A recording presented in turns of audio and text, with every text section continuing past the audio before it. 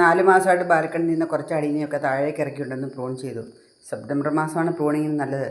എന്നാൽ മഴയുടെ കാര്യമൊന്നും പറയാൻ പറ്റാത്തതുകൊണ്ട് ഓഗസ്റ്റ് അവസാനം തന്നെ നല്ല വെയിലൊക്കെ തെളിയുന്ന സമയം നോക്കി 1-2 വീതം അടീനം വീതം ദിവസം പ്രൂൺ ചെയ്തു. അങ്ങനെ കുറച്ച് അടീനിയൊക്കെ പ്രൂൺ ചെയ്തു. ഇനി കുറച്ച് അടീനിയും കൂടെ പ്രൂൺ ചെയ്യാനുണ്ട്. കുറേ അടീനിയൊക്കെ ഉള്ളവർ ഒരുമിച്ചെല്ലാം കൂടെ പ്രൂൺ ചെയ്യാൻ നിൽക്കാതെ 1-2 അടീനിയം വീതം പ്രൂൺ ചെയ്യുവാണെങ്കിൽ മഴയൊക്കെ പെയ്യുകയാണെങ്കിൽ പെട്ടെന്ന് നമുക്കെടുത്ത് മാറ്റി വെക്കാം. അതുകൊണ്ട് അങ്ങനെ ചെയ്യുന്നതായിരിക്കും നല്ലത്.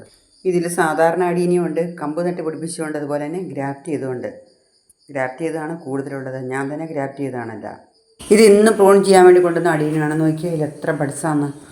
കഴിഞ്ഞ 4 മാസമായിട്ടൊരു ഫെർട്ടിലൈസറും കൊടുത്തില്ല. എന്നിട്ടാണ് ഇത്ര ഹെൽത്തി ആയിട്ട് നിൽക്കുന്നതും ഇത്ര നല്ല ബഡ്സും ഉണ്ടായി നിൽക്കുന്നത്.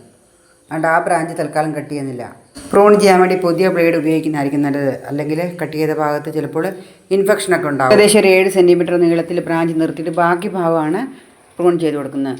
കട്ട് ചെയ്യുമ്പോൾ നമ്മൾ കുറച്ച് ചെരിച്ച് കട്ട് ചെയ്യുന്നതായിരിക്കും നല്ലത്. എന്താണെന്ന് ചോദിച്ചാൽ ആ കട്ട് ചെയ്ത ഭാഗത്തുനിന്ന് ഒരു ലിക്വിഡ് വരും. അത് നല്ല രീതിയിൽ ഒലിച്ചു പോകാനും അതുപോലെ തന്നെ പിന്നീട് വെള്ളമൊക്കെ വീണ് കഴിഞ്ഞാൽ അതിൽ കട്ട് ചെയ്ത് നിന്നിട്ട് അത് കേടായി പോകാതിരിക്കാനൊക്കെ ആയിട്ടാണ് നമ്മളിങ്ങനെ ചെരിച്ച് കട്ട് ചെയ്യുന്നത്.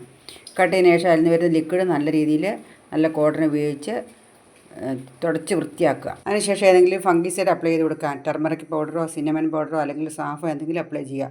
അത് കഴിഞ്ഞ് ആ ഭാഗം നല്ല രീതിയിൽ സീൽ ചെയ്യുക. സീൽ ചെയ്യുന്നത് വെള്ളമൊക്കെ ഇറങ്ങാതിരിക്കാൻ വേണ്ടിയാണ്.